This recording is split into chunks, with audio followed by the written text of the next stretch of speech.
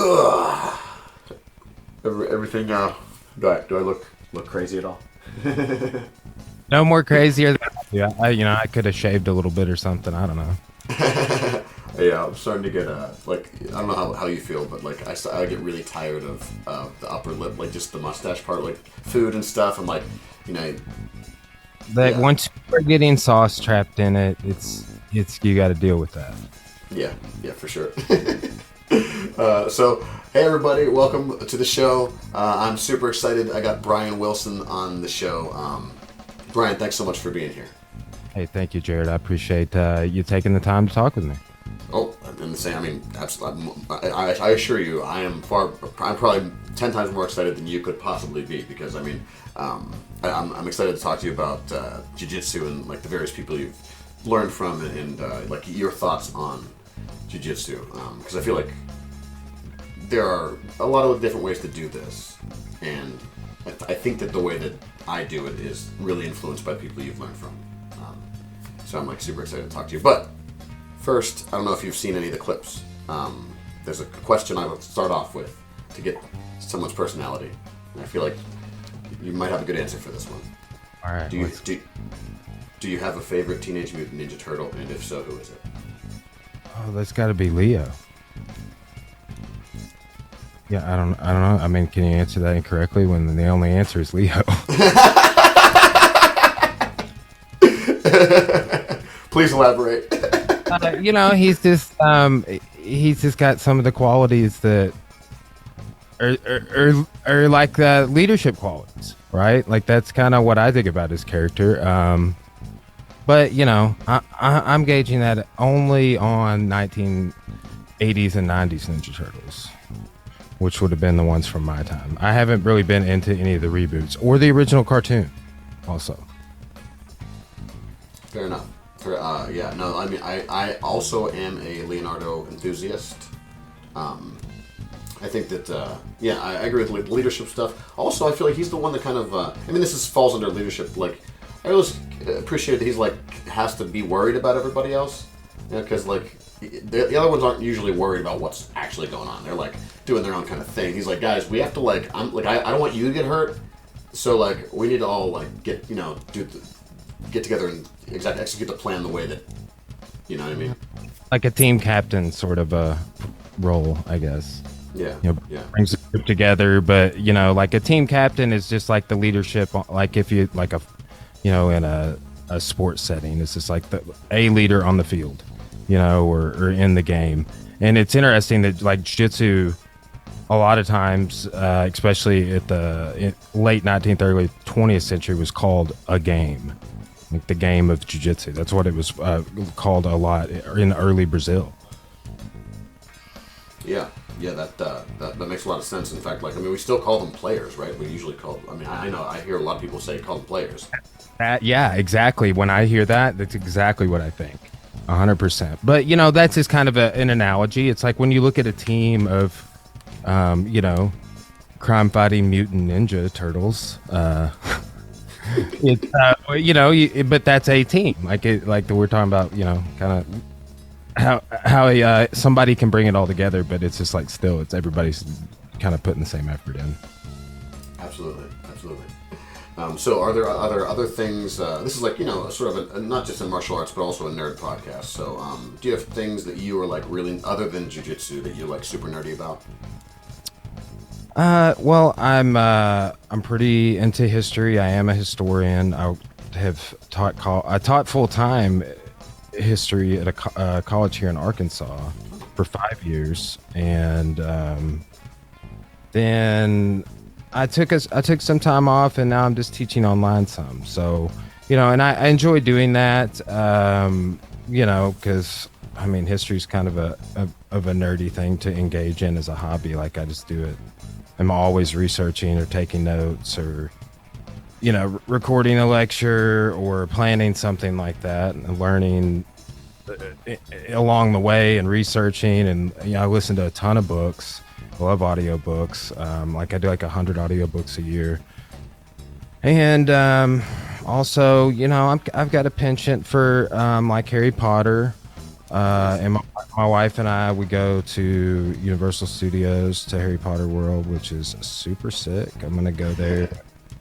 The Pans are coming up, right? So I had a student that won the Pan Ams last year, Nice. and he's going again this year. A couple of students going, and we're gonna go to Harry Potter World. Yeah. Fuck yeah, dude. That'll be awesome. So do you have like a particular part, like section of history that is like your specialty, or you like really like to nerd out on? Yeah, I've definitely, and it's kind of strange because it's like,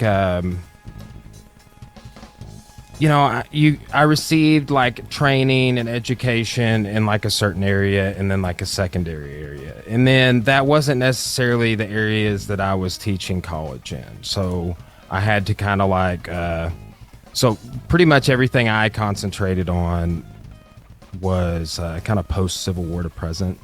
But within that, I got to study with one of the guys who's now retired, Dr. Tom DeBlack. He wrote our state's history textbook. He, along with 3 other Arkansas historians, but it's like for our time, it's like the gold standard. And I got to study with that guy. So like that, I'm kind of a specialist in that area because I kind of came up with one of the leading people in that field, right? Which is kind of a niche, narrow field, but state history is really interesting. Like, you know, looking at Arkansas history made me want to learn about, and made me learn more about our peripheral states, and, you know, just like our region. And I mean, I think you kind of get that sectional approach at the gen ed level pretty much all the way through, but like state histories are fascinating. I really enjoy the ancient world. I taught a lot of Civ 1.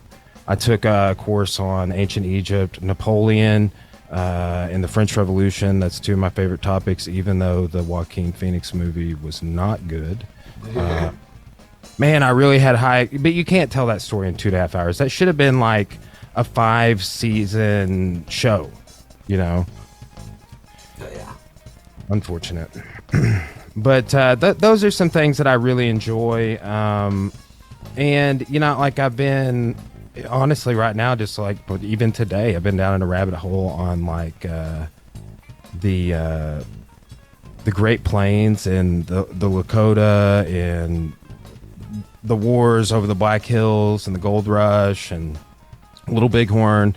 Just like going really deep in the rabbit hole on that right now. And for like the last year, almost, I've been working on a jiu-jitsu related history book, which I'm writing. So, and that kind of spans all of the times and places that jiu-jitsu has occurred, from feudal Japan as it goes outward, where it goes, how it permeates where it's at, and then just kind of that as it globalizes. And then, but on top of that, kind of like is a history of the techniques. So that's kind of the point that we're at, where we're like, I'm layering that on top of it. And then a friend of mine who is a Rickson black belt, Chris Burns, he is doing illustrations for it. So, but I'm in the editing phase, and like, you know, kind of the history side is pretty much written, and we were thinking about doing it is like a 2-volume thing, and like do the technique as the second part of it, right? And it kind of changed that up here a couple months ago, and that piece I think could really, you know, make the chapters more unique. And then a good friend of mine and also jiu-jitsu black belt who lives in DC right now, he moved, is helping with editing, Jeff Woods, and that was kind of his idea, because like we were originally planning to kind of get. And if you look at a lot of the books, you know, like what they have is like, hey, here's some history and then here's some techniques. And it's kind of the approach that we were taking. You know, if you look at Mastering Jiu-Jitsu, you know, that's the Danaher and Henzo book. That's the approach, and that's kind of what you see with all of those kinds of books. But I think that we've got a way that is going to work really well on weaving the techniques into the story. Okay, that's interesting. Yeah, that would definitely be a different. I haven't read a whole lot of a whole lot of books. I mean, I've read like Jiu-Jitsu University, over time and stuff. But that sounds like a really cool way to do it for sure. Yep. So yeah, that's nerd out on stuff like that. It's Okay. it's like my hobby and my hobby together. And then this studio that I'm at, it's got its own little space, entrance and exit, but it's in my gym. Perfect.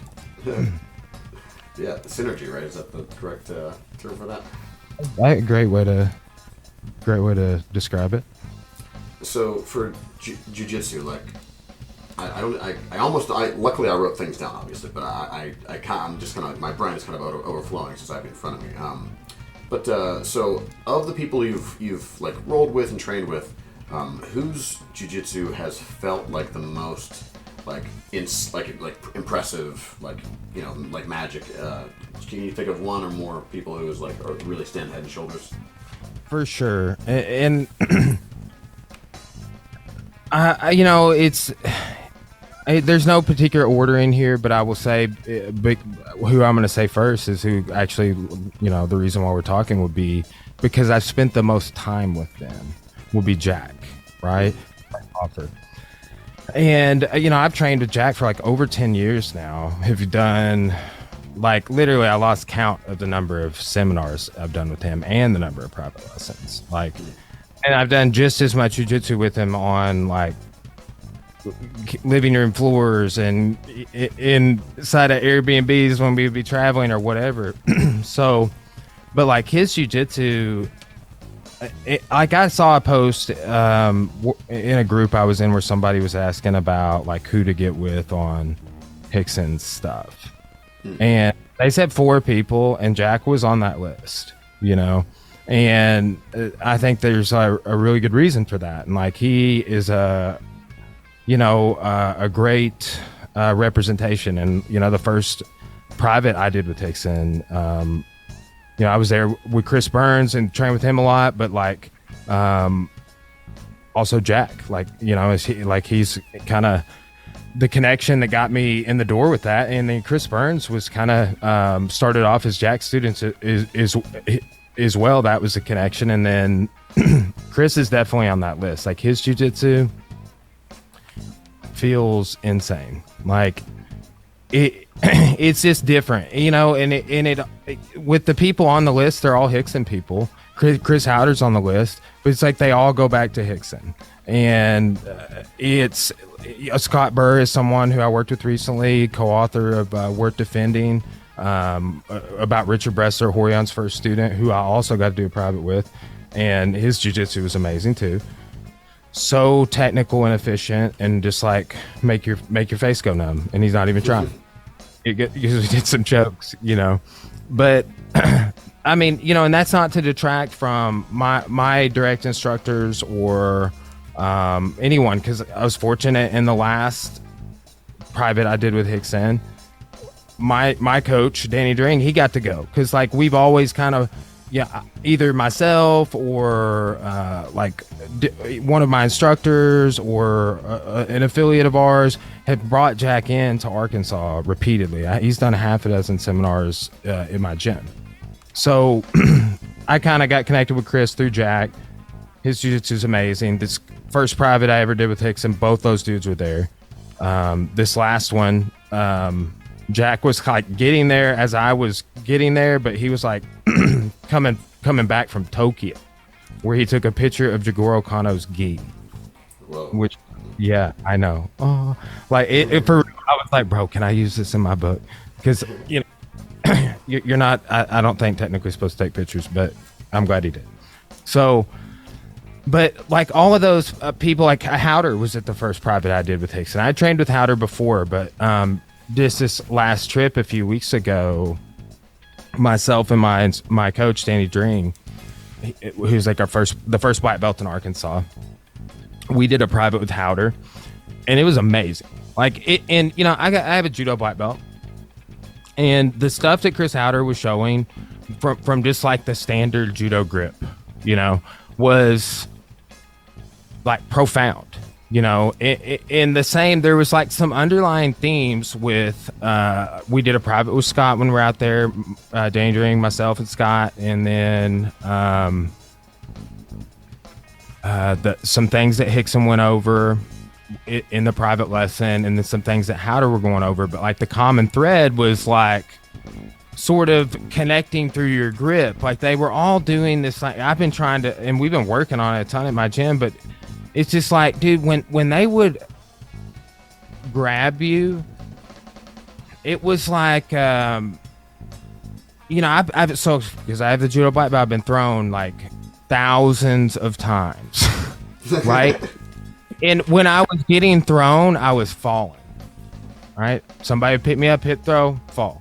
Like when those, or like a sacrifice or whatever, when they get a grip, it is like you are sinking, right? Chris Howder did a Tanya Toshi on me, just like a rear sacrifice throw. And it was like slow motion. He was like dragging me down to the mat because of how they hang their weight and how they use base and distribution of weight and apply that to the grip and the clinch and the controls that you're gonna have, whether it's like on a tricep or, you know, or a gi grip. But that stuff was really, really profound. And, you know, again, I've always been a huge fan of Rickson's jiu-jitsu. I named both my dogs after him. Which he wasn't very amused by that. I was like, hey, I named these dogs Rickson and Gracie, and he was just like, oh man. So I just got a new puppy and we named him Yinzu. Oh, nice. Yeah, our gym is actually a Henzo gym. So I'll have to relay that up the chain. It's your hero number 2. It's so cool that Rickson, you know, kind of recently promoted Yinzu to master, Yinzu took world belt. You know, that's amazing. So, but yeah, Rickson's jiu-jitsu is truly special. I've been real fortunate because of, you know, those people I just mentioned, that I've been able to work with him, like in that setting with other black belts. You know, I guess you could call it a semi-private lesson, but just a really, really unique experience each time. I've done some seminars with him, but man, it's just incomparable. I've worked with Hodger.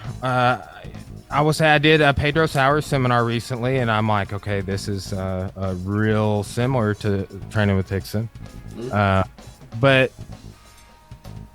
different in its own way, you know. So, which, you know, I think it should be at the same time. So, but most of the people that have made the most profound impact on me have been kind of Rickson people or Rickson himself. Which just kind of every time I come back from like a lesson out there, it's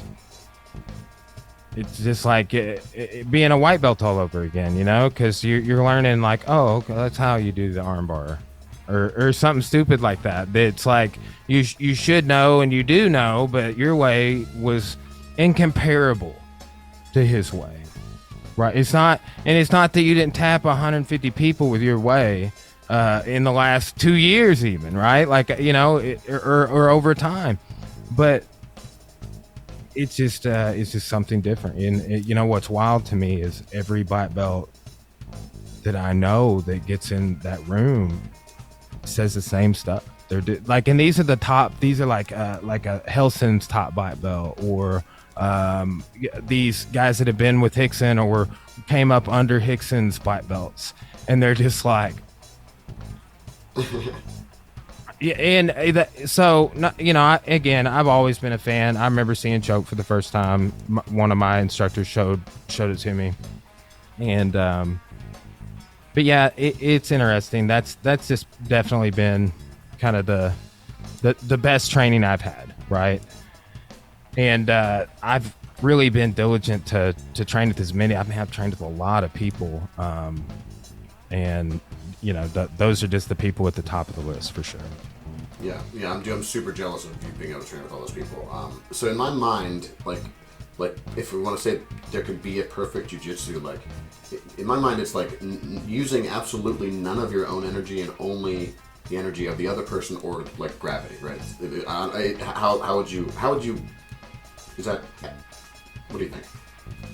Yeah, and like I've heard Rickson talk about this on video, but like the way he describes adaptation in the act of jiu-jitsu, like if you're using jiu-jitsu, whether that's rolling or competing or fighting or whatever it is, sort of the ability to be able to adapt and change, so where you're not like overly committed to anything, right? You're just, and he has like the principles of base, connection, distribution of weight, but there's like threads that tie that stuff together is kind of the way I've been seeing it, right? And like Chris Burns, the name of his association, the 0 Point, right? 0 Point Jiu-Jitsu. But the 0 Point is this idea that Rickson talks about. Middle? It's also, the middle. But also this sort of, okay, there's no going back to 0. I'm going to start passing your guard.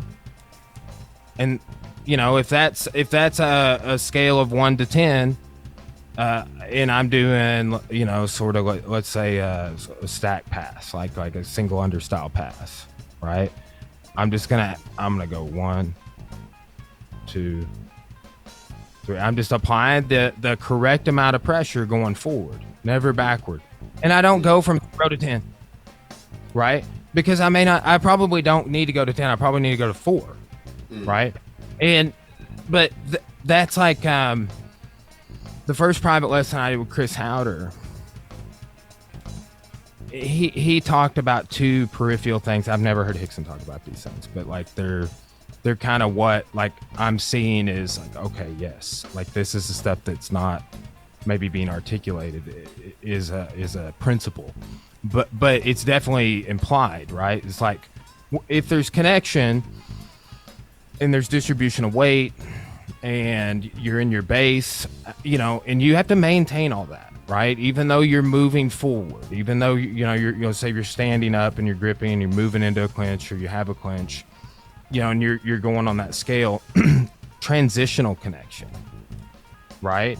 So like some of the stuff that we were doing with Howder on grip fighting in this most recent private lesson was like we were maintaining that. Like when he was throwing me with that Tani Atoshi, he just had all of his weight sinking me down. He wasn't just pulling me and slinging me to the mat, And he also talked about disconnection, right? And I describe it this way. There's like, everybody has that I've kind of dealt with, my students, people I've taught at seminars, whatever, see control, which Rickson talks a lot about control, right? I'm stopping you from moving, right? That is a sort of a one-dimensional view of control, right? Another view would be you cannot do that. You're unable. You're too small. They're bigger than you. They're stronger than you. Your timing was off. Whatever it is. So a sort of a transitional control, right? Maintain that transitional connection through following someone, right? I can't always stop you from moving, but I can adapt to that position in an instant and follow you. And it's so crazy because like the stuff that I've been able to encapsulate, which is like a microcosm compared to these other people, is back to that adaptation thing. At any given point, while it feels like the most imposing thing on earth, it could immediately disconnect and go the other direction, right? There's not overcommitment, right? That's kind of what the holding the middle principle is that I could go forward or back. it is this is the sort of stuff that again, like the last seminar I did with Jack, which is like not even 6 months ago. And it's like it was like I joked, I was like, bro, it's your greatest hit is right there. Okay? Like this was all the great stuff I've ever learned from you was right here. And he was just like, oh, thanks, you know. But and I said this to him in the seminar. It's like on the third technique or something. He's Jack's posture and guard is like the best. Okay, but he talked about having a relaxed torso. So you could do like what I'm saying, like so he shows curling the hips up to break the guard, right? Like a pelvic tuck. Of course, yeah. But when you're not doing that, he was like, man, you know, I just need to have a relaxed torso because I might want to start going knee in the center, or I might want to start coming here, and I might want to go to the sides a little bit. And I'm just gonna, you know, it's gonna depend on kind of, I need to be able to. And I was like, bro, I've never heard you say that. You know, and that was, and so I was, again, I followed that stuff that he was teaching. I loved the stuff he was going over, and I've done it with him several times, like every technique that day. But that was something new. It was just like a statement. I'm like, bro, you never said it. And he was like, well, it's like the same as what Rickson says on base from standing. And I was just like, I followed that dude around. Like, he was teaching at a camp like one of my original instructors has periodically. And like the last probably 3 years I've gone up there, and like Draculino was there this year, but like it's worth my time, even if I'm super busy, which I always am, to just go and train with him. And if he's come to Memphis, and I've had him in several times, but he's been to Bentonville, which is like couple hours from me, like Northwest Arkansas. And if anybody sees he's teaching, it's like definitely worth your time to go and get some training in, because I knew that the first time I trained with him. Like it, just the way that he has kind of the experience he's gleaned and the way that he is able to explain it to people is you know, like I tell people, and it's at this point it's probably still the same, but like just because I've worked with him so much, and I've worked with Chris Burns a ton now too, but still I've worked with Jack more, is he's probably taught me more jiu-jitsu than maybe anybody, but all of it was moves I knew already, right? Like that's another thing about it. It's like, oh yeah, you know this and you know that, but okay, you're doing it, I would just do this if you did that. And yeah, you know, knows the counter. Or I would say one thing all of these sort of Rickson guys have is like a way they teach you is like, I saw Rickson just at a seminar one time, but this is like a method that I've seen Jack use. It's like, okay, well, there's a bunch of brown and black belts here. How do you get out of the armbar? And then like everybody like volunteers to show something, and everybody there's like 3 or 4 things, and then the 5th guy tries to show something. It's like that was the same as number 2. Get out of here. Okay. Anybody? Nothing else? Nothing that we haven't seen? Okay. Well, if you do the armbar this way, none of those work. You know, and that's just a really interesting sort of way to put it out, to like, let's look at the defenses first, right? And then let's look at the submission in a way that negates all of that. But man, just, you know, I will say like a private with Rickson, again, I've only got to do a couple, and I got to do some seminars, but they kind of are multifaceted. Like those last one, we worked on a ton of stuff, situational rolling. By the end of it, you've done everything. You've done stand up. We worked on the wall last time. You know, yeah. So it's just his perspective on things, and then that perspective, because most of the black belts of his that I work with, and they they aren't all this way, but like with Jack and Chris, like they only show Rickson stuff. And so that's an interesting thing about those guys. And it's not to say that they don't know other things or do other things, but like if you go do a seminar with them, that's going to be what you learn. Like they're going to teach you Rickson's jiu-jitsu. And it's like, if you look at the people doing privates with him the most, those are the people you're going to see in the pictures, you know? And Scott, and there are others, like Rickson works with, you know, quite a few people. And, but it's definitely a privilege each time. And just a mind-blowing, like, I can't believe what I just learned. And then there'll be the, you know, 6 degrees and 5 degrees, and they're saying the same thing.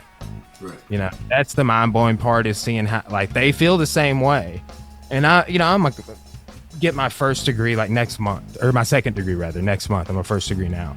Right. And they had been training and on a large academy, so I started training 06, and it's just the way he does things is just different. You know, like I just tell people, I'm like, anybody that has ever talked shit about that guy, never trained with him. So like, I can imagine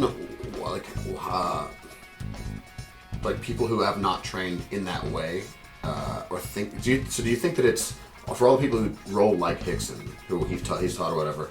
Do you think it's because they understand like kind of the underlying, like what he's actually, like what he's thinking, how the way he's processing jiu-jitsu, like I'm trying to think of, like you're saying, there's all these like kind of in between concepts that are, it's hard to put them into words, but like the way I think of it is like, is Rickson thinking about the whole thing in a different way than most people even think about it? Because like, even in my gym, we're near like a D1 wrestling college, so a lot of people think about doing this as like a, you know, you got to put a lot of energy into it, where it's like, even if they understand that you're not supposed to do that, they still do it in a certain way. Like they're still being aggressive rather than like trying to listen to what the other person's about to do with the connection and all that kind of stuff. Like, I think that a lot of people around here are like that. Do you think that's why people don't sometimes get how Rickson is doing these things? I think there's definitely and there's a lot of factors with this. Like I've thought about this a whole ton. Like in just a precursor to kind of what you're saying, like a lot of things that I've learned from Rickson or his black belts have been the opposite of what I was working with previously. Like, and I explain that to people because it's happened to me so many times now that I describe it as the problem of conflation, right?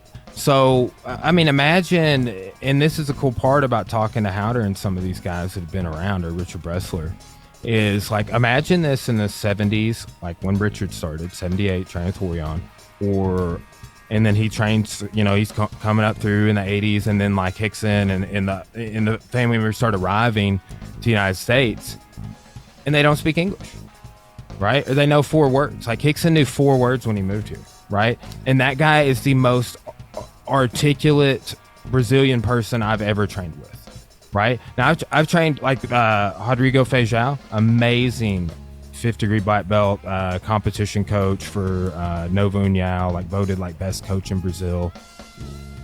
And he does not have incredible English at all. Like, but he can get the point across, and he's another guy I will drop everything to go train with. But I think that there's some there's been some delay in the transfer of knowledge because of like linguistic barriers, I guess would be the best way to describe it, right? Is I can't believe that, like in Rickson's book, he talks about when he first moved here, he knew 4 words, and they were like basic commands, you know, like do this, stop, no, you know. And I can't imagine, like, let's flip the roles. Like, I can't imagine going to Brazil. And I actually spend time translating Portuguese right now for this project I'm working on. And I can't imagine going to Brazil and not knowing any more Portuguese than I know today, and teaching jiu-jitsu to people that only knew Portuguese and I only knew English. Like, I can't imagine. So for him to be as articulate as he is mind blowing. And I'm trying with Hobson-Mora. I'm trying with a lot of people that like they grew up in Brazil, you know, and that was the Brazilian Portuguese, their primary language. And hats off. Like I'm of that camp. It's like anybody that ever makes fun of somebody that speaks 2 languages when most of those people only speak 1, you know. The level of intelligence, and people have tried to debunk this, but I'm just like, I think it takes a high, because I can only speak 1 language, you know, like, so I think if you're bilingual or trilingual or can speak multiple languages, that's like one of the most impressive things to me, you know? Yeah. So for him to be as articulate as he is, but I think that there's this problem of conflation where early on, a lot of people were, you know, either going out to California or got a seminar in every now and then, or maybe traveled to Brazil, and they would learn something, or maybe they would be there for a week and they would learn a lot of things. And this is in like the VHS or, you know, era or DVDs, like where it's like there's no apps or streaming, and you would come back and you would work on that stuff, and it would not be, you know, like let's say, I think a great example, I've heard Joe Rogan talk about this one, is I'm in close guard and I'm on my knees, and I put both hands on your knee to break like this, like, so there's 2 back takes there if you do it that way. However, if you do that from standing, that's what is taught, you know, like I've seen almost everyone teach that. So but if you do it from kneeling, they can pull you down, take your back, or they could arm drag you, right? And like I remember, like this is forever ago, but Joe Rogan's talking about taking his daughter to jiu-jitsu, and the coach was showing it that way, and he was like, "Hey, whoa, buddy, no, all right, this is what's gonna happen if you teach her that, you know?" Like, so, but then, you know, I look at it and I'm like, okay, well, that works from standing. So I bet they worked on it from standing, and then that person came back and was like, okay, I'm doing it for standing or the knees. And no one explained to them that, and over time we've sorted that out more and more, right? But, and I think a lot of that is due to just where we're at in our time and place with technology and streaming and apps and BJJ fanatics. And I mean, dude, I'm just into the time and place in my life too, where like I go chase this stuff down more than ever. Yeah. Right. Like, you know, and I've always done seminars. I've always done privates anytime I can. But like since I stopped teaching college, I've accelerated that even more. And anytime the opportunity rises to go train with Rickson, I will just drop anything to facilitate that. But, you know, I think there's this problem of conflation. And I also think there's this, you know, like problem of like people in our time are kind of talking shit about the concept of a lineage because of the time we're in. And people also kind of talk shit, I feel sometimes, about like how Rickson says invisible jiu-jitsu. But that's a real thing. I've felt it on the techniques that I've got to work directly with him. I've felt him apply the concept to me. You know, I'm like, you couldn't see that. You know, you can't see the nuance of what he's doing. The first private I did with Howder, he was like, it's almost a tragedy that he has his academy online now, because you cannot get the full picture with like, and Chris Burns says this almost every time I've ever trained with him, like every seminar for sure. Like, does anybody want to feel it? It's better felt. Right. And at that part, it's like, if you don't work with the guy, or you don't work with one of his guys, like again, like when I work with Jack, I'm like kind of what started this whole conversation. It's like, okay, well, your jiu-jitsu feels different. Right. And, you know, I think there's some like my coach is an incredible pioneer. He's 62, got his black belt in 01, and he's gone to Brazil like probably 10 times since I've known him. right? And his really chased that down too.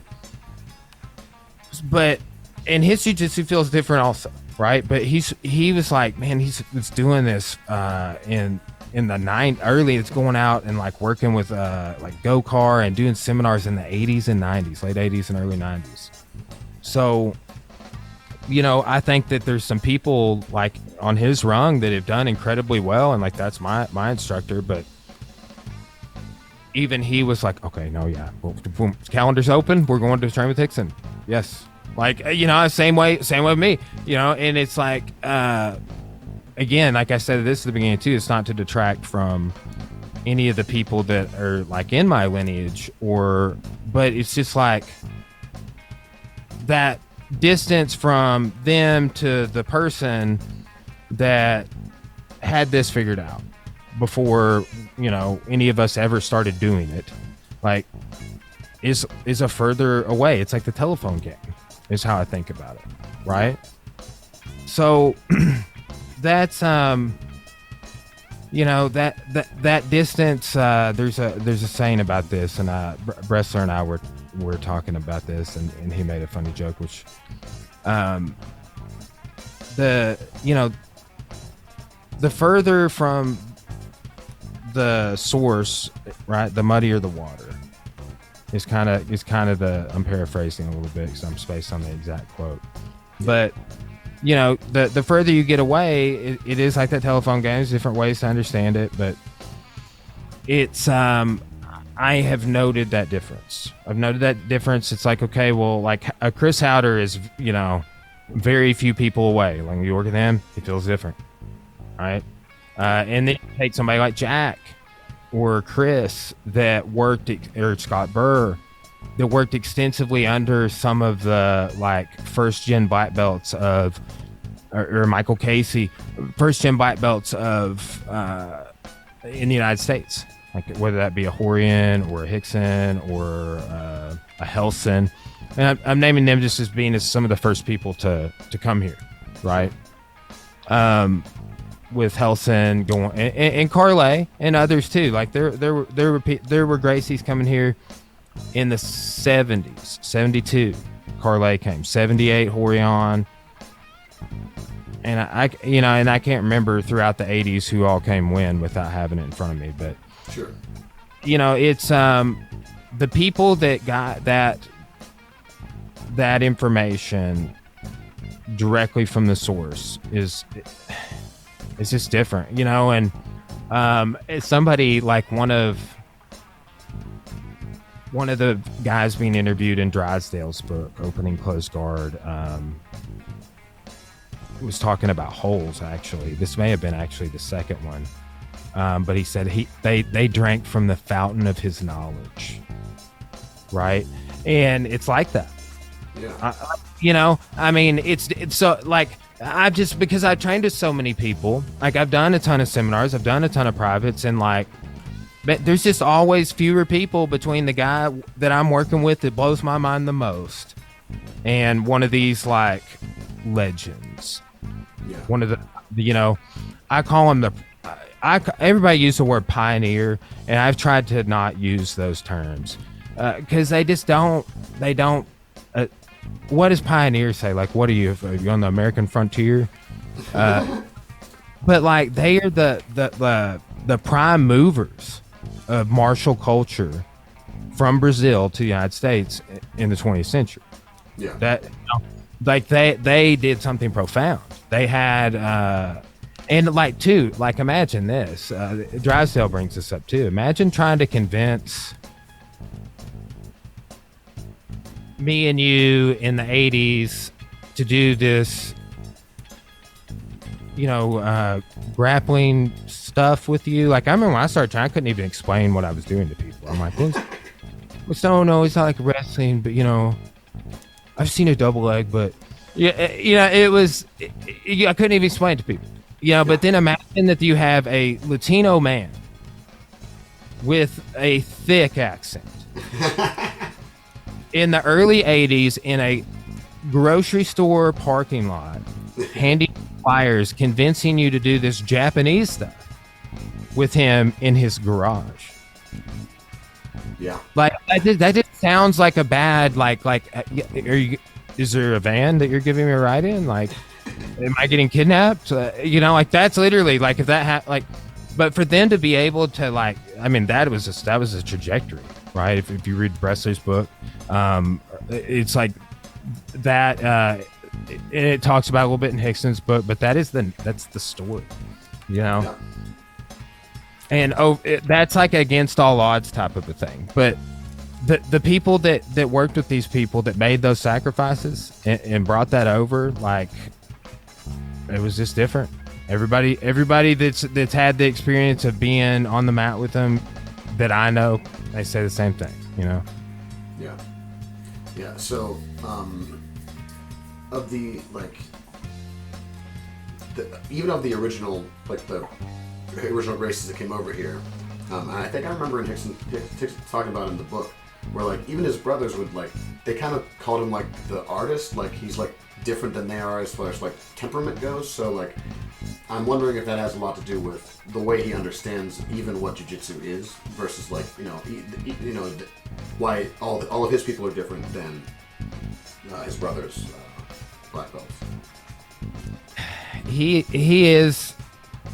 does. I don't know, man. You could say he sees it differently. It's so many of the things that I've learned are the opposite. That's just all I can like. Oh, okay. I was pulling away before we had this conversation, and you're telling me to push. How about that? Right? Like I will say, okay, and maybe this like everybody knows this but me, and I learned it, but like the body lock takedown, right? Would you say you pull in or push down to execute that? You're talking about if I have double unders? You have double under both my arms. You got it, down low, because you can do the body lock Muay Thai too, but above the arms. But you're down low and you're pulling, or what are you doing? Would you say you're pulling them in or pushing them down? I would say that I'm using my head position to like kind of to drive them away from me while I just kind of guide the lockdown around to where it needs to be to kind of like knock them over. Does that make sense? Yeah, that's it. But that would be how I was thinking about it for like until recently.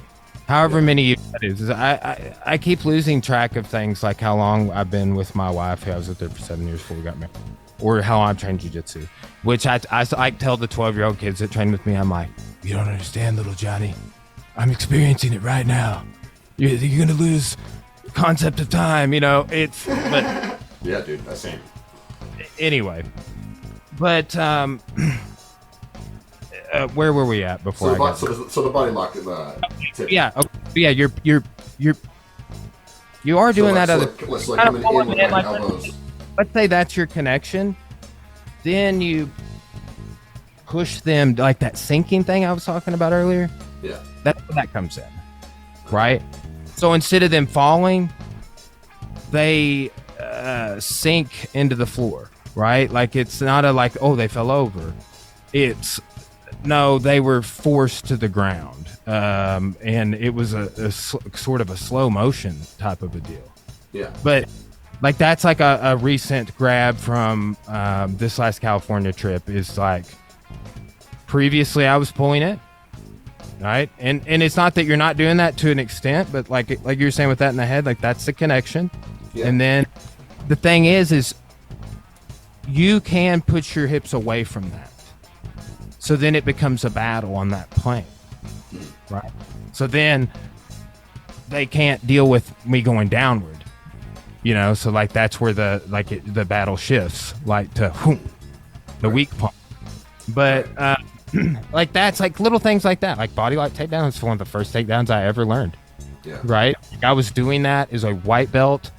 I just like one of the earliest takedowns I remember learning, and the way that I like have done the sprawl 2 different ways with Hickson. He showed us like we worked on the double leg a little bit, and then like doing the kind of a double from escaping side control. And it's like I've never seen anyone else show that. Yeah. And have really been, dude, I have this room I'm sitting in, probably 500 books, and not all of them on martial arts, but the amount of information I have gathered in relation to jiu-jitsu and martial arts since I've been training since 2006 is an incredible amount. And have just tried to be like, because with the history thing, it's just like combined those, wrote my master's thesis about the martial arts is a reinvented tradition, a continually reinvented tradition. Yeah. You know, and that's what we're talking about. Like the Gracies reinvented a Japanese tradition, right? So, and man, they did a really good job. They sure did. Yeah. So like I'm sure you train with Jack all the time. You've heard him like define like his definition of connection was the one that made the most sense to me. Was like the just being like me, my partner, and the ground, and like those being the three kind of things you need to have and like use the connection to do what you want to do. And like I remember his example of the me part of the connection was he was showing like if your legs aren't connection and you try to like you're laying down, you're trying to fling your legs up and you're not connected, then your legs just flop over and you have to like come up rather than being like all one piece and coming up. So in the intro class I've been teaching people, one example is I have one person on this side, the other person on this side, they're both like gently pushing against me. So I tell one person like, hey, this person pushed me a little harder, and the first time I push, I'm rigid, so that I end up pushing this person over here. But then I say like, so that's one thing that can happen if I'm receiving energy. And another thing that can happen is I disconnect like this one, so it's like this person pushes, and then this person doesn't feel it at all, because like I'm not connected now, and so I feel I've been trying to like give people that idea really early, as soon as they come. It's like the first day people. Where it's like, this is kind of the idea of what's going on a lot of times here. So this is how we save ourselves energy, and we use the energy, that someone else is giving us rather than our own. Mm-hmm. And I feel like that's a thing that's not... It's not emphasized.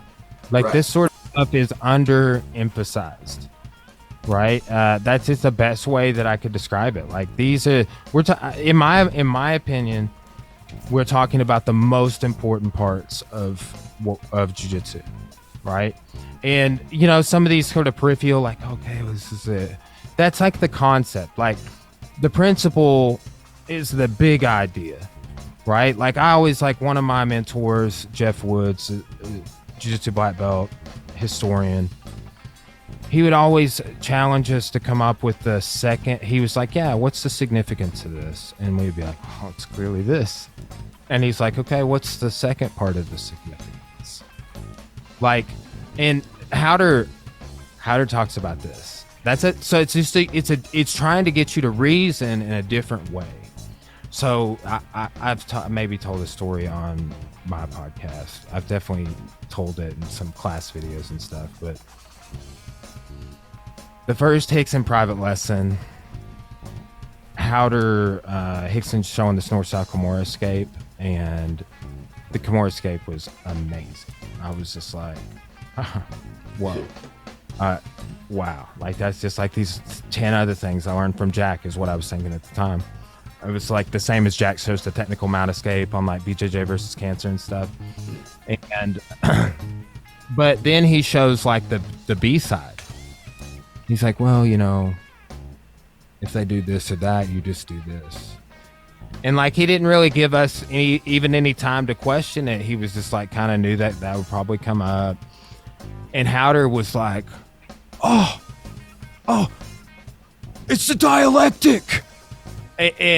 But that's just a form of reasoning and logic, right? In which I think it is our tendency, and apparently he does too. And this is teaching jiu-jitsu every day that I observe this, is like, if I showed you the north-south Capoeira escape and then somebody was like, yeah, but if they do that, it don't work. Right?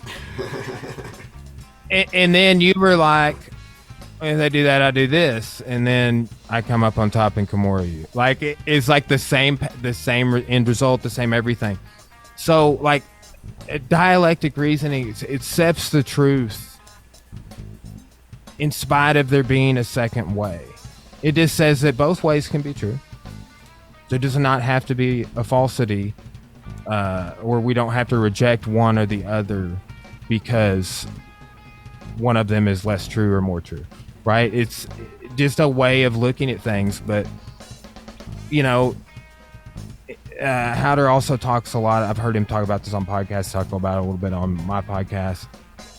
Breaking out of the binary is, you know, we have a very this or that way of looking at things. And like immediately he was able to break out of that with that technique is basically what he was saying. He's like, oh, satisfied. Wow.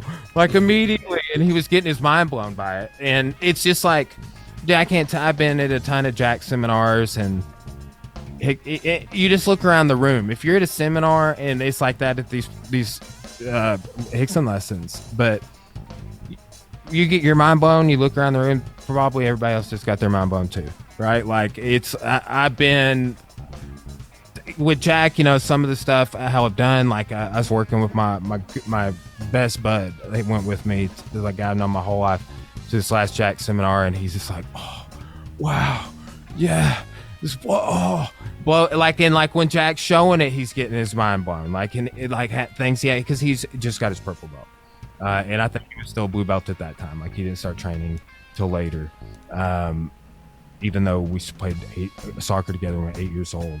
Colby, he did not train until like way after high school. Anyway, but that's why he's a purple belt skipping warm-ups now. But he's getting his mind blown, you know, and it'll be like something that I can kind of sit back and like, yeah, I've got my mind blown by this. I love this shit. Or I'm the uke, but I can look up and see people getting their mind blown. And that, again, the difference is just, it's that wellspring that it's coming from. And I would say like that, the opposites comment again, like Rickson had me in a headlock in a certain situation. And I was actually on top, and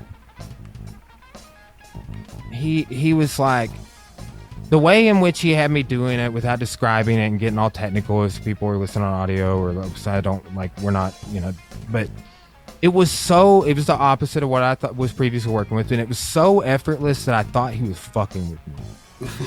I was like, dude, did you just let me go? Like, but then immediately in my mind, like I'm just thinking this, I'm like, okay, I don't know, he's got me in a headlock right now. Like, this is crazy. Like, this is super crazy. Like, that's what I was thinking, you know? And then I'm like, okay, I don't know the technique. Just like, I'm going to do whatever you say, you know? And he was telling me what to do. He's like, yeah, do this. And I'm like, that is not anything I'm working with right now, dude. And I just kind of keep doing what he says. And then the headlock breaks. And he's like, see? And I was like, are you messing with me? And I'm like, you wouldn't be you of all people would not be messing with me. Like, and it was just like, that's the getting the mind blown thing. Like, it was literally the opposite. It's like that with that body lock thing. Shit, the way he was doing the double leg this past time, I was just like, and everyone I've shown it to, same thing. The way he does the arm drag. Like, oh, okay. Like, you know, the re-drag that exists. Yep. That's like that lesson, but with the arm bar, right? Like, oh, how do we get out of the arm bar, guys? Like, oh, these ways? Okay, we'll do it this way, and they can't do that. Like, that same idea with how he does the arm drag. And if you've ever seen or done the tug-of-war drill with the belt, that's the arm drag. Like, and that is also, he uses that with a lot of stuff. So, but it's base. If you so people hear like, oh, it's base, and then it's like, what's that mean? You know, like, you know, and like, but if you work with Rickson and you know what base is a little bit in his definition or the way he's working with it, or you can start working from that.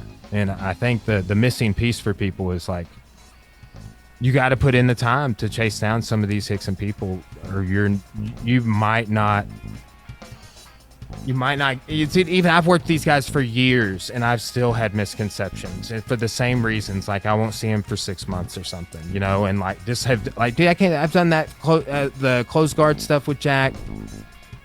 Who knows how many times, and I'm still tweaking and evolving and nuancing and like picking up new little things that because I'm working within that and I'm proficient at it.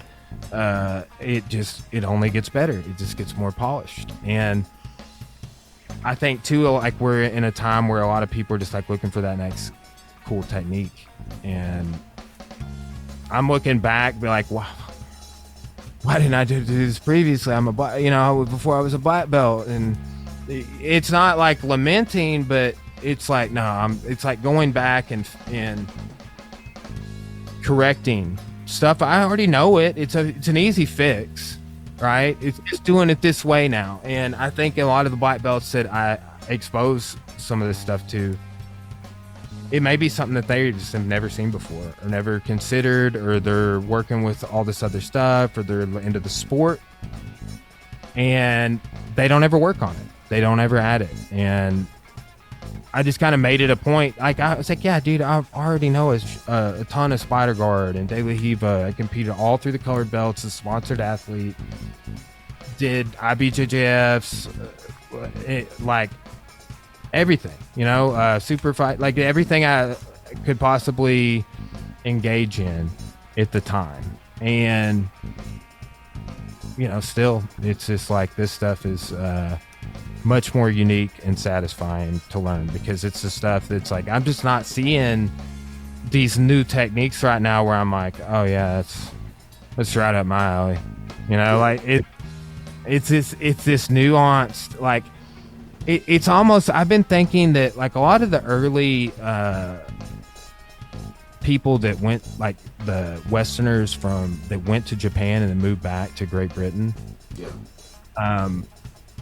they would describe Japanese martial arts, and part of this has to do with like some of the quasi-religious aspects of it, but is esoteric. Right, like they couldn't grasp. Yeah. It's like, it was like they were like, they couldn't really see or feel or understand what was going on. They didn't have enough context, right? And I think as black belts, black belts have context. They know all of the positions and grips, and you know, it's going to be hard to probably show somebody who's been a black belt for a few years a technique they've never seen before. Oh, that's like this other thing I've seen. Like it's always going to be something like that, you know. Yeah. But I think that part of being a black belt is just about that refinement. Like I definitely. And I don't think Rickson has it all figured out either. That's what, like, I think he's still figuring out new stuff. Another side of this that like people kind of whisper about, like when he first started teaching a lot, this would have been 2014. This would have been maybe a decade ago now, about the time I met Jack. Like Jack was training with Rickson. Rickson would teach 2 classes a week at Crohn's, right? And Jack would go to all those classes, and he would talk about like Dan Inosanto and John Jott being there, getting their minds blown. Fabio Santo. Yeah, you would train shadows actually. Yeah, like in like these like people like, you know, that I admire, like their minds are getting blown by like these masters, just like, oh, we don't understand. What can you show us some more with that? But there is this like I almost think like an esoteric side. Like when we don't get it, we assign that to this esoteric sort of concept, right? But when Rickson first started teaching, people were like, okay, I've never seen you show that before, right? Like people that had trained with him, like you know, older black belts, like even people like Jack or whoever that had done lots of seminars with him prior, or private lessons, and worked with him over time. It would like, because and there's like, Jack will fly anywhere to train Rickson, right? And like that's kind of the whole time I knew him. Like Jack went to like Rickson did a big run of seminars around the time of that like red belt promotion, and which I was at that one. But I was actually his uke when he got promoted. So really? Wow, that's fucking awesome. What are the odds? That's crazy. That's crazy. If you look at the video, that's me in the navy blue gi, which I feel ashamed of. I should have wore a white gi.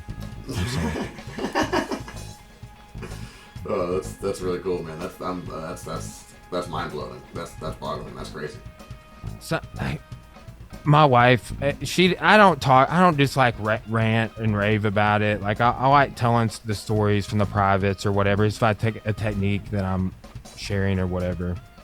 But like, man, it is so special. Like sometimes I will sit around and think about all this stuff, and it makes me get like tear up. You know? Yeah. It's that valuable. Like you have to work your whole life to gain access to that, or at least the people that I know, like Danny Dring, who went to that private with me, he's never trained with Rickson before, and he trained with Horian, trained with Hoist, would back in the day would do privates with like Gokar and Judo Gene LaBelle when he was a fucking blue belt, would like fly out to California as a blue belt. It's like again goes on becoming the first white belt in Arkansas, but it's like,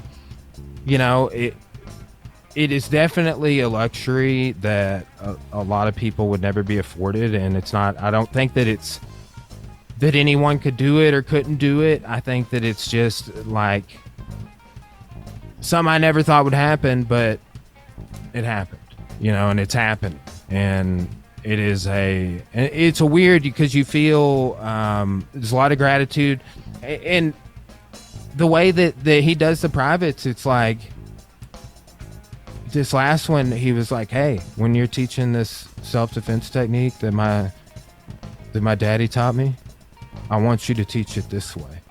Like the whole first 15 minutes was about over 10 lessons. When you teach this to people and they've never seen it before, here's how I want you to do it. Because we all own schools, we all teach people this stuff every day. And that was like the whole first conversations. So then it's like you go back being like, should I teach that in my fundamental, like my beginner white belt class? And it's just it's one of those things that's in the Gracie Master text, and it's awesome. And he kind of makes a point to kind of work that stuff in, but it's definitely not all we work on, Sure. Like I said, the humblest guy ever show you how to be an aging white belt. Like, so some things he can't do, right? And he'll just be like, "Yeah, I gotta get my other hip replaced. I can't do that right now." Yep. Hey, do it this way, So it's really an amazing experience because some of the other aging black belts, Danny Dring's 62, Powder's 58, I believe 58, maybe just had a birthday, but was 58 the last time I checked. Michael Casey, I don't remember how old he is, but he's talking about having to get both his knees replaced and already had both his hips replaced. My coach Danny Dring had both his hips replaced. Bill Wallace, who I have a second degree black belt under, had both his hips replaced twice. That man has had 6 hips in his life. Jesus Christ. So I was saying Superfoot. You're talking about Superfoot Bill Wallace. Yeah. So Danny Dring, who I keep bringing up and with this private with me, he is an 8th degree black belt under Bill Wallace. Right? He would be somebody very good to have on your podcast. I know he would take time to do it as well. Oh, yeah, he is a dude, and was I can't remember, an 8th degree under Joe Lewis, maybe a 7th. He's a 5th degree in BJJ. Just as 30 years in law enforcement, defensive tactics instructor, and he's a 9th degree in Taekwondo, right? Like as high as you can go in Taekwondo. But he's been doing this stuff since way before I was alive, Yeah. So he used to joke like I'd be like, he'd be like, when were you born? Like 87. He'd be like, oh, my first school before that. But yeah, just yeah, but he would be. He is a great communicator, and you know, it's interesting to like again see these other black belts get their mind blown. They've been doing this, and they're that old. But Rickson's showing them like, hey, like I got Parkinson's. You have like Danny Dringus had 7 surgeries, and Richard Brester's had no surgeries. What a major flex! Like we did a private. Richard Torian's first student. We did private with him, and like dude Dring's like reading off like the list of surgeries had just like any of these other guys. Like Rickson's had one of his hips replaced, and has had surgeries and things, and had bad back issues, and like Dring's saying these surgeries, and Brester's like, I can't believe this. I've never had a surgery, and I was just like, oh, dude, what a flex! And he's like 72, like in his early 70s. You know, I was thinking he was 70, but he might be a little older than that. But man, talk about people that have done this. Like they're showing the way. Like Rickson shows the way on that, and it's like one of the humblest people. Like somebody asked him a question at this last one, and it was about, what do you do if you're getting double legged up against the cage and your back is seated, like just like the posture I am now, but my legs are out in front, but I'm against the cage? And he was like, well, guys, I never fought in the cage. And I was just like, damn, you didn't. Like was what I thought. And then I was like, wow, like what? You know, I think most human beings would make it up. And he just won't, like, what he will do is he'll be like, show me what that is, like whatever. Like there's this big thing, this last one about lockdown, like for like 40 minutes about lockdown, about how to pass it. Yeah. And he's like, oh, you know, that lockdown was before my time. You know, I don't really use that. And he doesn't really, I've never done really any half guard with him, right? I've never seen him show half guard, anything like that. So this is kind of like passing. He's like, oh, if you get caught here, you know, here's what I would do. And then he just proceeds to like, I mean, situationally rolling, just proceeds to pass that lockdown against resistance like 13 times. Like I'm not, it was like repeatedly. He was like, put me back in that. Yeah. And the first private I did with him, this was a funny one. And like everybody that I was, it remarks on that. But somebody, our friend Joseph asked him about that shoulder crunch sumigashi. You know, like Gordon and Marcelo. And he was like, they were asking how to stop it. And he was like, oh, do it to me. And every time that it's something like this, and he's like, oh, I don't know, do it to me. You know, then he closes his eyes. He's like, and starts feeling it. Like, he like, it's just feeling around. And then on that one, he was like, okay. He thought about it for a second and do it again, and had him put him in it again, and pushes the foot down on the hip, and he's like, oh yeah, the whole position unwinds, and he passes the guard immediately. He's like, yeah, the frame is right here, and you just have to collapse the weak part of the frame in every position. Of course. Duh. You know, like, and two, I would say, like, both the privates, I've like asked him a question and received a non-answer, right? Like, so there's that too, and I don't know if it's just like I'm the low guy on the totem pole, so we're not spending time on that or whatever. But because like we were talking about breaking the rear body lock, and I was like, hey, you know, I've seen you do this. What do you do after you put him in the Capoeira from standing? What do you do?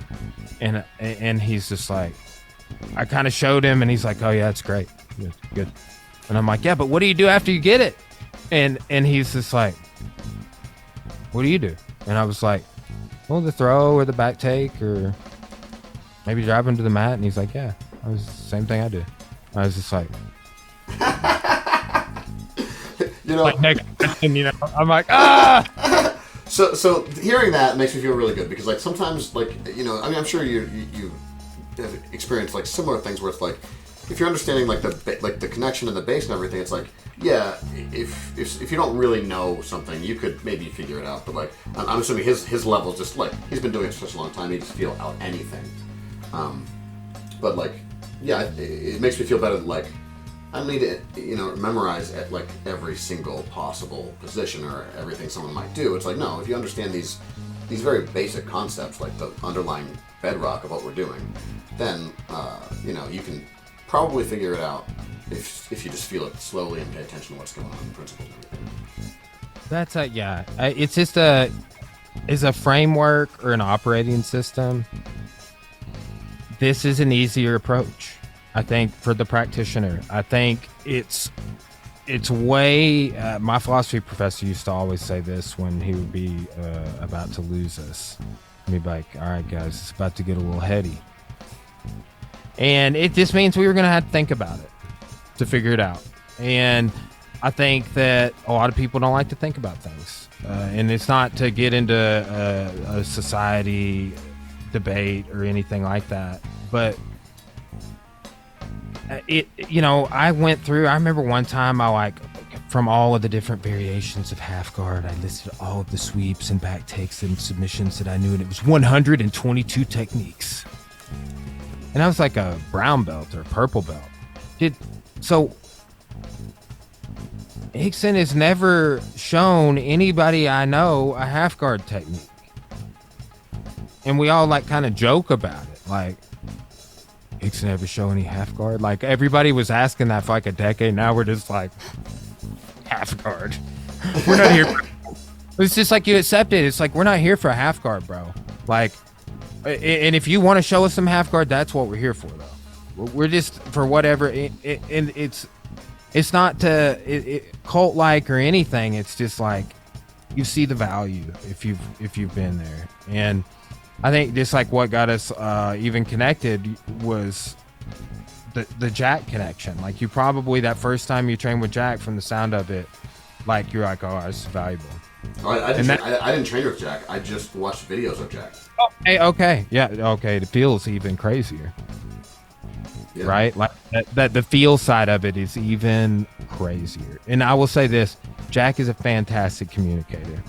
And that's if anybody was going to explain things, like Chris is a fantastic communicator as well, like really good. He not just with the communication. His is like a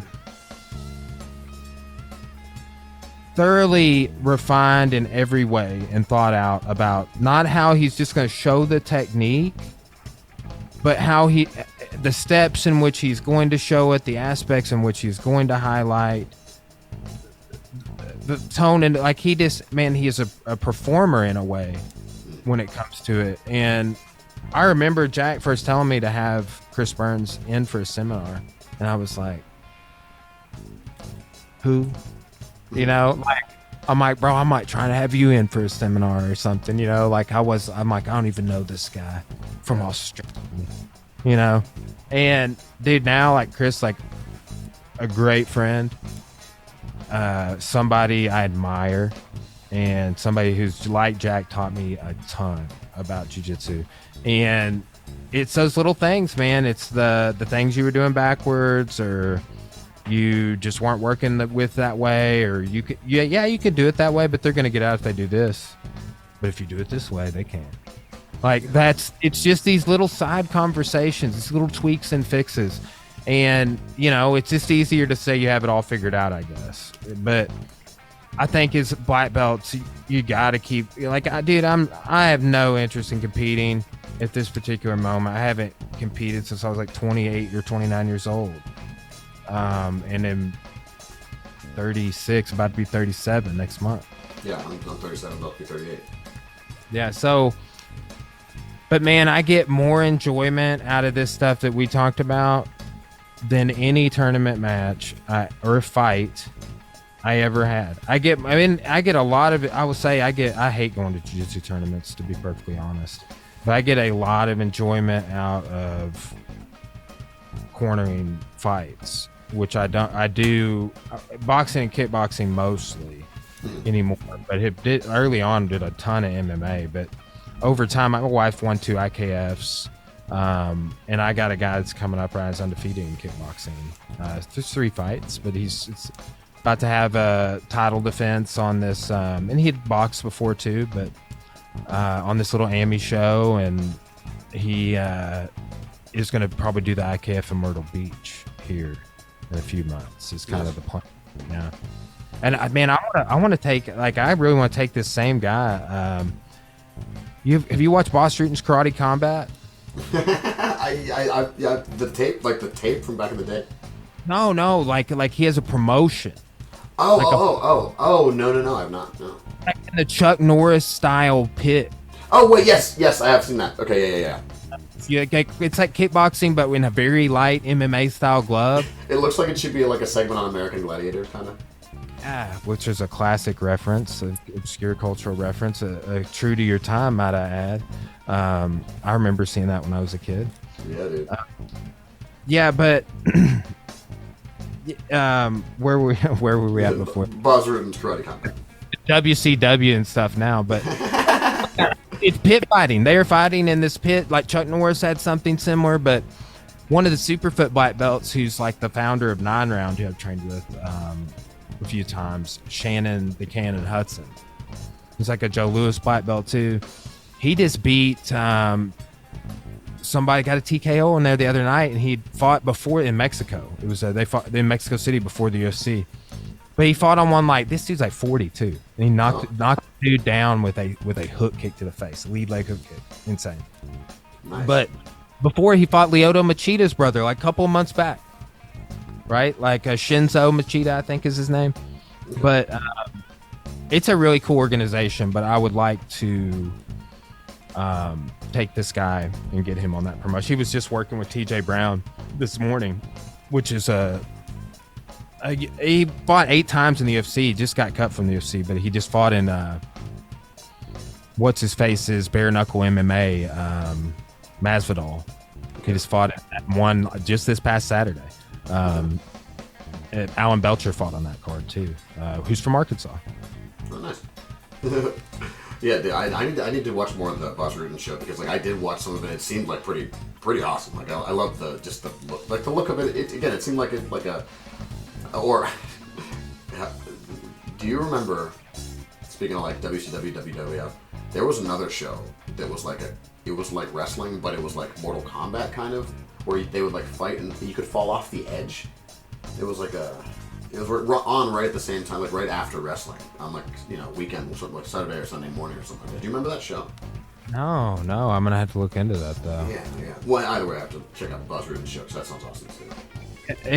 It is kind of exciting. I wouldn't think. It's basically kickboxing, but they'll let you sweep, they'll let you take down and hit on the ground for 4 seconds. So you're getting people like catch kicks and like dumping somebody with an inside trip and then like punching them with straights on the ground. So and then 2 people will fall.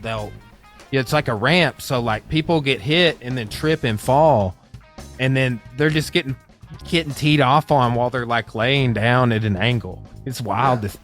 It's a cool, cool specialization within the fighting arts. Are up kicks legal? I think they are. I would think that if you could strike down, you should be able to strike up, right? I think they are, but so in sidebar on that, the up kick, the seated kick from the technical stand-up, like in Gracie Jiu-Jitsu, or like I've seen a few different kicks from there. I trained with Jack and others. That is all from Capoeira, right? Yeah. You ever seen that iconic picture of, I believe it's Carlos, so Helio's the oldest brother. Yeah. He's doing like that flying sidekick. Yeah, The drop. yeah. It's a capoeira. Of course. You ever have a lesson on that double jumping, flying, double side kick? I didn't. No. Yeah. I jump with people. I'm like, yeah, when are we having this lesson? Yeah, right? Because I want that lesson. A couple of real weird techniques you don't really see anywhere, and they're not in judo. It's like, where those come from? Capoeira, the Brazilian art, the national game is what they call it, right? Which that's another that history is very interesting. But basically, most of the people that did capoeira, because it was connected to the institution of slavery, right? Right, of course. All, not all. There were once slavery was abolished, more people started doing it, but it was a part of that sort of Afro-Brazilian culture, is what you could say. And basically, Brazilians, even though this is like the biggest melting pot ever in this time, like the amount of Japanese people that migrated to Sao Paulo alone is insane. Yeah. But the institutions within Brazil in that early period were more accepting of, like, 30s and 40s, were more accepting of Latino people, Latino-looking people, getting the contracts for the police, and then second would be Japanese, right? And then a capoeira would be absolutely last. It was like in the mid 50s before there was like mass social acceptance of capoeira. But all throughout that time, when it was like this underground art, like literally they would be chased from the streets and imprisoned. There was laws against it. In 1888 they passed 1888 they freed they abolished the institution of slavery. In 1890 they passed a law, just right. So it's criminalized, right? So it's this underground thing, but like Helio Gracie and a bunch of other people cross-trained in it, you know? Yeah. And that's where those kicks came into Gracie Jiu-Jitsu. That's part of the bread and circus chapter. I'm gonna have to get myself into some capoeira just to, try to recombine them in my own my own brain. Yeah, it's interesting. The very first jiu-jitsu fight in Brazil ended. The jiu-jitsu guy got knocked out by an aria blow, is what they call it. It's basically it's a debate on whether it was the stingray's tail, which is like kind of a hook kick with a hand on the ground, coming kind of down at a 45, or whether it was the scorpion kick, which is a double drop kick. Like, so all of the reports, though, say it crouched down. The guy crouched down like it looked like he was about to sit down before he threw the kick. And there's pictures of the dude like crouched down, almost in like the picture itself is like the character that they drew is racist in nature, honestly. But the capoeiras would put their hand down in almost like a primate type of a posture, right? But it was like. Or a bulldog seated, like kind of just hands arched, but you're crouched down, like maybe a sprinter coming off the block would be another metaphor. But your chest and everything is up, but they would kick from there. And how John Jones crawled into the cage, right? Like that is the posture that a lot of capoeiras would start their fight in, right? And then they had what was the rhythm? I don't know the word for it. I know what you mean. Jinga, the swaying motion. So there was the Jinga, and then there was crouching, and then that's where you see like a lot of the hand on the mat. But that's like reverse engineered as the technical stand up. Yeah, that makes sense. And like the Jinga, that swing makes a lot of sense too with like. When I watch like someone like Mifune moving around in judo, where the energy, if you just imagine like the two people rather than humans like balls of energy, like they're still kind of like doing this wave motion, and it just seems to be everywhere in all the things we're doing. That and capoeira and like I don't know if that just kind of crossed my mind. Dude, Mifune is Wow. Like some type of a character. I've never obviously trained with him because I think he died in like was 69 or something like that. That's when his judo came out. He could have died before that though. If you look in the Kodokan manual, I showed this to the dude, I forgot his name, that does Rickson's filming, because we were talking like there's a Kodokan like right there, and then he brought up Mifune, and I was like, bro, you want to see something? And I pulled the Kodokan out and I was like, shh, that's Mifune showing the throws. So like in about half of the throws, Mifune is the person performing the techniques, like in the pictures in the Kodokan, and like just a cool tidbit. But yeah, what a character. But that, you know, that iconic fight, like Rickson getting picked up and then getting put back down.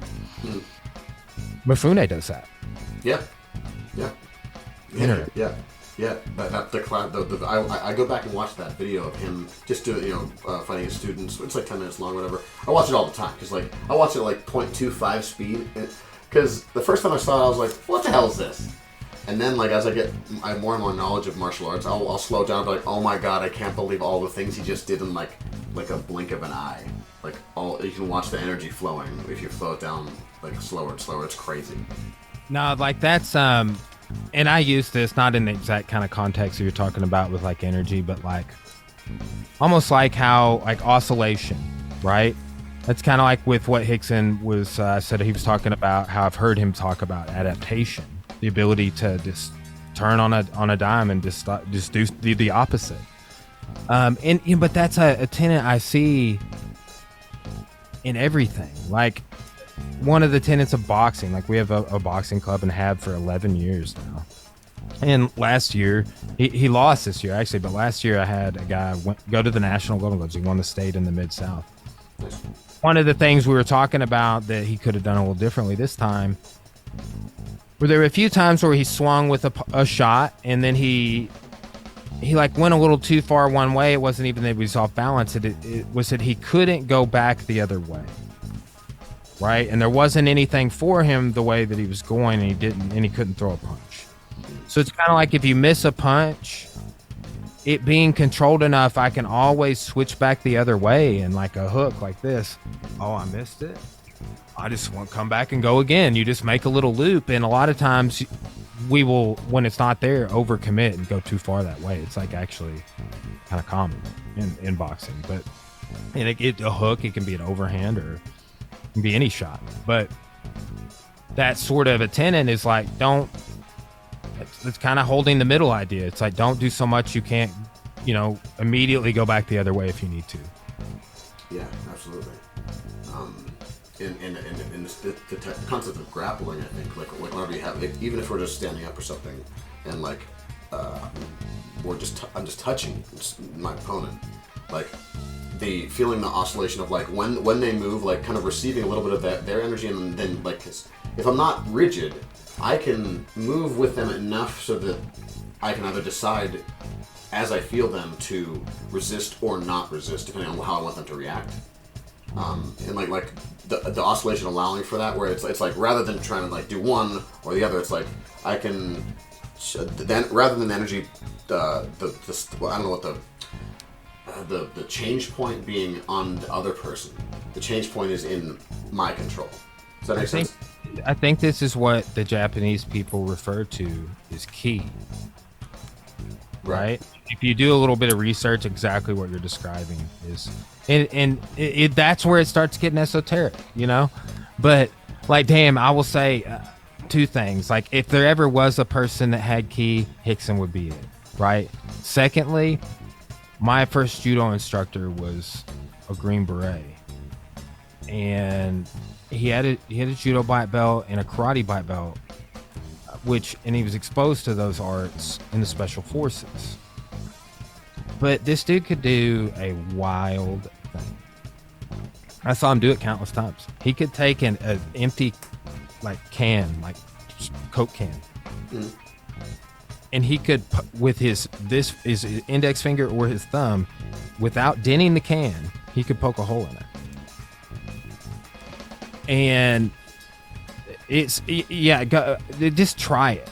I've never been able to do it, this dude also would and he would like on his thumb, he would do it like he would just start in this and it wouldn't even bend. It would just like it would like go through the can, and he would just always say, it's like, this is key. This is what I was taught. I understand it. And he wasn't like empty force touch. Like the hardest Uchimata I ever got thrown with was from this dude. You know, was not ready for that one. It was when we first started work. I was like, I have Uchimata up here. What about this throw? You know, show me. And it's a little faster than the other throws. But you know, he could do it. It's like it wasn't like he had really applied that to these other things as much, but that he could do these parlor tricks is what he called them. He's like, oh yeah. Look. So when was he standing or sitting? Does it matter whenever he was doing the can thing? I've seen him do it both. He'd just like, if that's empty, he just like, look how like when you push, it's gonna dent. Right. But it would poke a hole when he did it. And would he have any distance between him and the can, or he'd start right on the can? Started right on, or just like right at the can, right? Would just like, like he would like on his thumb, I would see him go like that sometimes. Like he would kind of, I don't know. I still don't know how he did it. But so do you think his point of pressure is just so perfect that like all of the weight of the motion is going like exactly where it needs to be to make that first initial hole in the can, and he just carries it through? And you know, like it's funny because if you knew this dude, and unfortunately he passed away from COVID a couple of years back, over 2 years ago. But he would carry this piece of soapstone in his pocket, like a little, like the size of like a guitar pick or something, you know. And you would see him. If he was like, he'd drop in and watch class. He taught classes, for judo classes early on in my second gym location. And, but he would be like, you'd see him doing this. And what he was trying to do is what he did to those cans to that rock. He's like, every day, try and pulverize this stuff. And I was just like, that's wild. And I would say, even as an old man, this dude is capable of some crazy shit. In terms of, like, as he became, I would say, like less like physically capable to move around, he could still run, right? Right. Like he was just a unique person. So here's my nerdy thought about that, right? So, how are you familiar with Star Wars much? Yeah. All right. Sorry. My friend at Dune is better than Star Wars right now, and I told them that they're wrong. So you'll get this comparison. So this guy sounds to me like Yoda. He's very old, but he's able to like use the Force to assist him in moving around. So it's like, you know, if he needs to do something crazy, his technique is good enough where he'll just do the crazy shit, and like it's not putting him any, like, he's probably never moving very much within whatever he's doing, but his technique's just so perfect that he can do the technique easily, even though like it might be kind of like difficult for him to like move around a little bit, get out, and like stretch his arms all the way out and shit like that. So that's like, dude, Rickson right now, because Rickson has Parkinson's, right?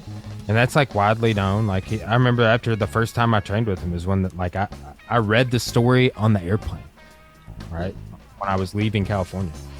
But I mean, that's just like, that's where he is right now. It's like, but he still is getting out of that lockdown. You know what I'm saying? Like he can, it's the efficiency and the technique and the skill and the sensitivity is so, that level is so high that I don't know, it's just, you're never really overdoing it in one area, you know? And I think what's kind of crazy is that the state that he's in right now, that was a sacrifice. So essentially, I think we wouldn't end up that way, right? Like, I know that some of the things that he's doing with like 8 ruptured discs, right? So like, oh, well, that tells me right now it will work if you don't have a strong back, and it works if you're 64 and have Parkinson's, and it works if you need your hip replaced, and it works if you already had your other hip replaced, right? It works even though you're not working. You know, I mean, that's just it. And I think that's one of the cooler parts about training with Rickson now, is that he's just kind of showing that way of things, you know, like, hey, yeah, this is what it might be like for you. And, you know, here's how you do it if it is. Yeah. Yeah, so anyway, special people. Yeah, dude, and that sounds kind of like a story in it might be a story in Jiu-Jitsu University about Helio saying something like, it was Solo saying he got to roll with Helio, and he's like, I'm trying to like put it on this guy, and like he didn't submit me, but that's not what he said. What he said was, you'll never get me. So like psychologically, he's taking all the pressure off of himself to have to submit me, and putting all the pressure onto me to be able to submit him.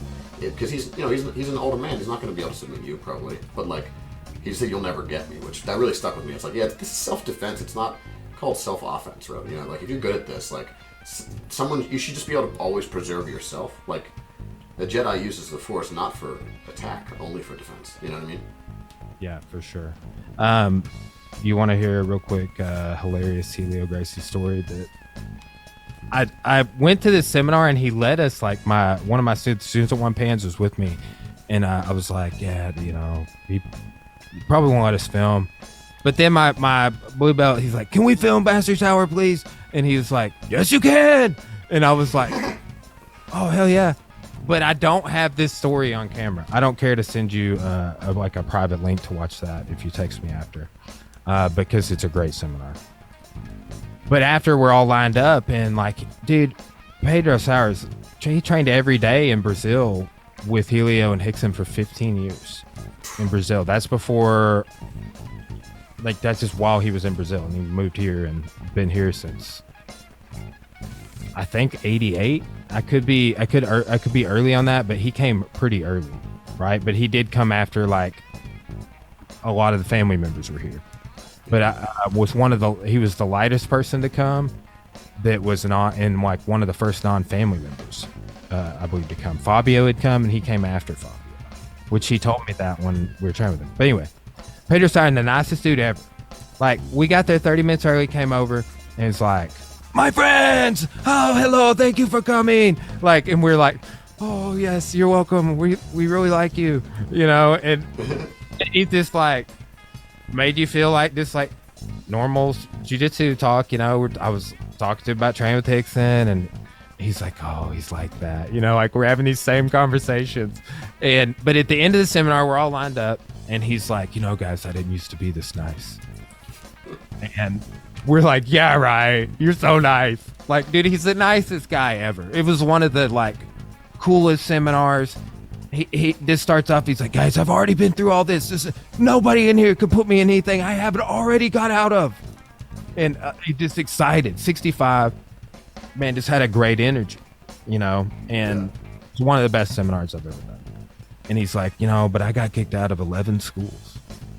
He's like, one time when I was like 5 years old, I threw all of my parents' shoes out of the second story window.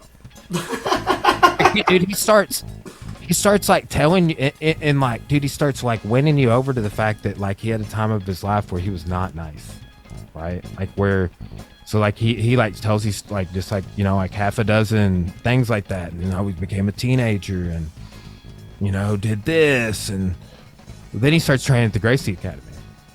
He like and he's like, I think like 13 years old or something. Like he's, you know, he's just in that kind of hellion age, right? Yeah. And his parents are like, we don't even know what to do with this guy.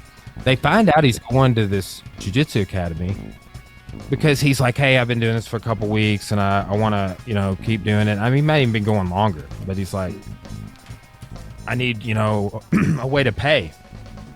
And she's just like, oh no, nobody can teach you. You don't need to learn this stuff. You'll use it for evil, right? Like that's like, like what she was saying. Like he was so bad, and like you hear this, and you're just like, oh, you know, like he's kind of won you over to his cause that he used to not be nice. And so she like goes down to the academy with him, right? Talk to Helio Gracie. And he says this is the funny part, but there's a lesson here too that I think is cool. He's like he's like, my mom's, you know, kind of attractive. We get to the academy and Helio Gracie's like yeah, dude, hilarious. And like that fucking picture. Yeah, exactly, but he's like basically saying Helio's macking on his mom, you know. Oh, and like I've heard, I not directly from Pedro, but I've heard a couple of funny jokes that he's made in that vein of things, you know. So his mom was like, you can't be showing this guy this stuff. He's going to go out and hurt people, and he's already a terrible kid. Like, you're just going to make it worse. And Helio Gracie says this to her. It's kind of a weird thing to say, but, you know, probably isn't a perfect English translation for it either. He never learned. He was a Portuguese speaker his whole life. Yeah. So he's like, if I gave him $100, do you think he would keep it and spend it, or would he eat it? Because she came in saying that he was crazy, like, and that was kind of the thing. Is like he acted like he was crazy. He's like, I wasn't really crazy, but I convinced people I was. You know, like he just had his buff in on people, you know. And he's like, you think he would keep it or eat it? And she's like, what? Like, he would keep it. And he's like, okay, I got this. Don't worry. And she's like, what? He's like, well, he's not crazy. He's just, you know, he just needs a lesson. So he says that day Helio rolls with him, and he's been like, you know, he's been in there a few weeks or whatever, and kind of bringing him up as a new student, but now he knows he's, you know, giving his parents problems. So he's like, I'm going to just get a lesson. And he said, like, immediately kind of like, okay, well, none of the stuff they showed me is working. And, but you know, Helio passed my guard, and like nothing's working. And now he's got me a mount. Nothing's working. And he said that Helio slapped him. And he's like, whop. And he's like, you might have your parents fooled, motherfucker, but you ain't never going to fool me. And he said, at that moment, I knew there was more people out there like Grandmaster Helio that I could not get my buff in on. And it changed my whole life. It's like from that moment, changed my life, because I knew if I couldn't bluff him, there were other people out there that I couldn't bluff. I couldn't convince and just, you know, walk all over because they were, you know, I mean, just think like some people, like the people posture and get their way sometimes. And, you know, that was the lesson side of it, but a hilariously cool story. Like, I saw the guy that hosted the seminar recently, and I was like, bro, that story was so cool. Yeah. That's awesome. It's like the power. Because I feel like part of the power of jiu-jitsu, of humbling people, is that like everyone can do it, but like no one just automatically knows how to do it. Like like it's so complicated. Where it's like if you see that someone can do this and it seems so easy that they're handling it like this, like it's so humbling. No matter who you are, because like no one in this no matter how athletic you are, if someone really knows what they're doing and you do not, you have zero chance. And like I think that there's few things that are like that. Like some people just like, you know, they might be athletic enough to like beat you in whatever sport or whatever. But it's like no, this is like athletic and technical to the level where like a couple of the martial arts might same, but like this one specifically because you can do it almost like 100% without needing to hurt anybody. Yeah, no, there's definitely I think a preservation side, and you know that is you know actually Maeda's. He wrote a book in 1908, and it was called, it was called Personal Defense or Jiu-Jitsu for Everyone. That was the title of the book. But I think that's where that Jiu-Jitsu for Everyone staying in our time comes from, right? But that's just it. Like, it was even being cast that way, and yeah, it could have been a marketing tactic, whatever. But it was being cast in that light at that time. You know, is something that if you do it in the correct way, like I tell people, I'm like, it's not a troll that it means gentle skill, right? It's there's a, like the Helio story, there's a lesson there to be learned, and that's where I think that sometimes people can get off on this esoteric side again. It's like trying to, how'd you poke a hole in that can? Like, like you could just, how did you blew out that candle with your energy? Or you threw him without touching him? Like, it just kind of becomes this chasing a dragon thing of this, like, here's the thing. I think that it's the things we're talking about are obtainable for everyone, right? Like, who cares about poking a hole in a can, though? Like, it's cool.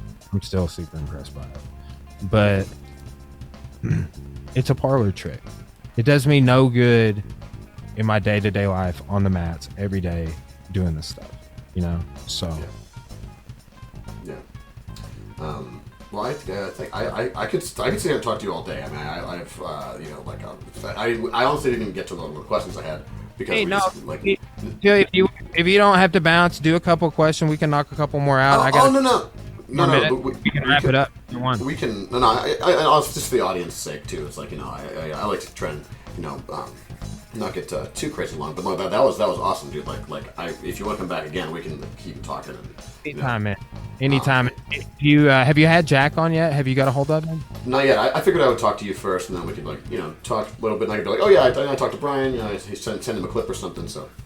Yeah, I would. If he comes back on, I'll listen to him on your podcast. He was just on another friend of mine from Springfield. It was on his podcast a few weeks ago. So who's been on my podcast? Jack's been on my podcast a couple of times. So, but yeah, man, if you have him on, I'll share that.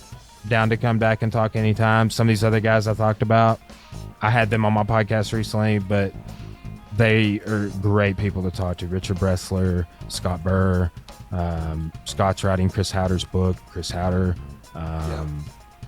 Chris Burns, Jack Toffer. Like, these are the people, Michael Casey, that they're drinking from the fountain the most. So be a really cool guest to have on. Some of the best conversations I've had.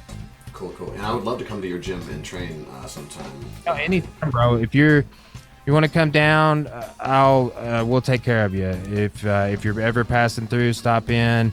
Let me know ahead of time or whatever. I'll make some time. We can do extensive training, whatever you need. Absolutely. And if you happen to be going out to California to train, I mean, I'm not asking you to come with you to Rickson, but if you are going to be out there, sometimes I'll go out there and train with some people out there. Like I said, I was just at Machado's gym.